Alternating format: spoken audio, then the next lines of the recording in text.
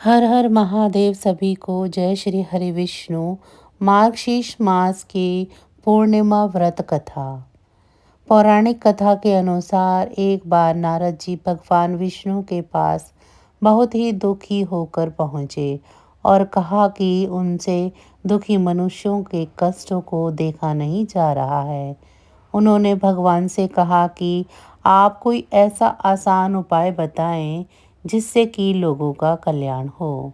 यह सुनकर भगवान श्री हरि जी ने कहा कि जो व्यक्ति संसारिक सुख और मृत्यु के बाद मोक्ष प्राप्त करना चाहते हैं, उसे श्री हरि नारायण भगवान की पूजा व व्रत करना चाहिए।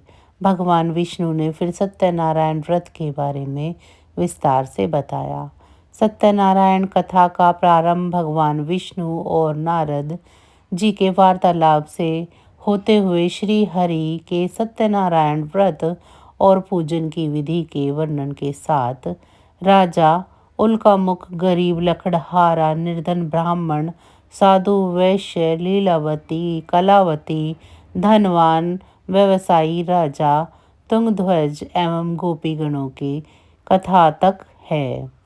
कथा अनुसार ग्रहण करने से यह निष्कर्ष निकलता है कि जिस किसी ने सत्य के प्रति श्रद्धा विश्वास किया, उन सबके कार्य सिद्ध हो गए। जैसे लकड़हारा गरीब ब्राह्मण उल्कामुख गोपगणों ने सुना कि यह व्रत सुख, सौभाग्य, संतति, संपत्ति सब कुछ देने वाला है, तो सुनते हैं श्रद्धा, भक्ति तथा प्रेम के साथ सत्य व्रत का आचरण करने में लग गए और फलस्वरूप अलौकिक सुख भोग कर परलोक में मोक्ष के अधिकारी हुए।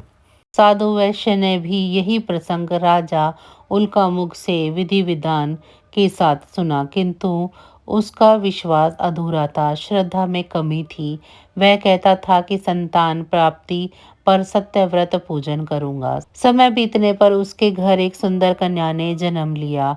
उसकी श्रद्धालु पत्नी ने व्रत की याद दिलाई तो उसने कहा कि कन्या के विवाह के समय करेंगे।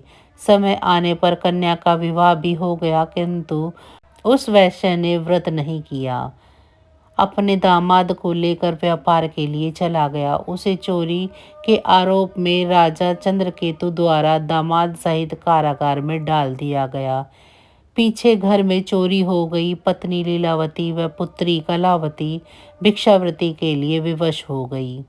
एक दिन कलावती ने किसी विप्र के घर श्री सत्यनारायण की पूजन होते हुए देखा और घर में आकर माँ को बताया। तब माँ ने अगले दिन श्रद्धा से व्रत पूजन कर भगवान के प्रति और दामाद के शीघ्र वापस आने का वरदान मांगा।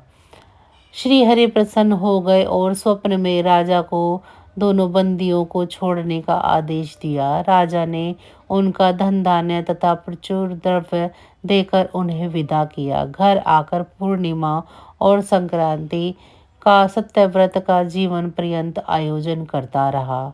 फलतः संसारिक सुख भोग कर उसे मोक्ष प्राप्त हुआ। इसी प्रकार राजा तुंगध्वज ने वन में गोपीगणों को श्री सत्यनारायण भगवान का पूजन करते देखा, किंतु प्रभुता के मद में चूर राजा ने ना तो पूजन किया, ना ही पूजा स्थल पर गया, ना ही दूर से प्रणाम ही किया और ना ही गोपगणों के द्वारा दिया हुआ प्रसाद ही ग्रहण किया।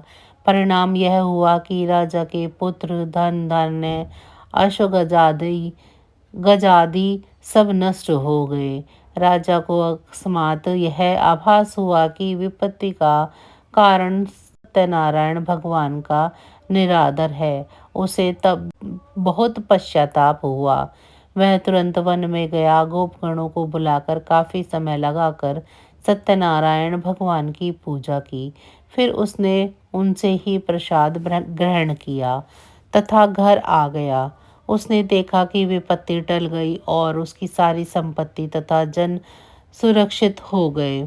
राजा प्रसन्नता से भर गया और सत्यव्रत के आचरण में निरतर हो गया तथा अपना सर्वस्व भगवान को अर्पित कर दिया। श्री सत्यनारायण व्रत से शिक्षा मिलती है कि सत्य रूप ब्रह्मा जीवात्मा रूप में हमारे अंदर विद्यमान है।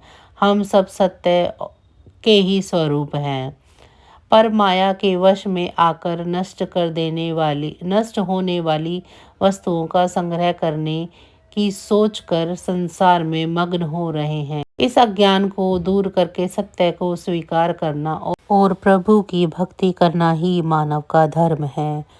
तो बस आज की जानकारी इतनी ही थी। फिर मिलेंगे हम आपको ऐसी ही किसी अन्य जानकारी के साथ। तब तक मुझे दीजिए इजाज़त। आप सभी का बहुत बहुत धन्यवाद।